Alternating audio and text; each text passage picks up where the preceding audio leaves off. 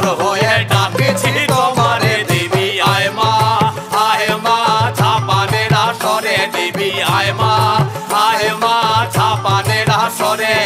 ধুলায় পড়ে কাতর হয়ে ডাকছি তোমারে দেবী আয় মা। আরে মোর সভা ছাড়িয়া যদি মা অন্য সভায় যাহাই, আরে মোর সভা ছাড়িয়া যদি মা অন্য সভায় যাহাই,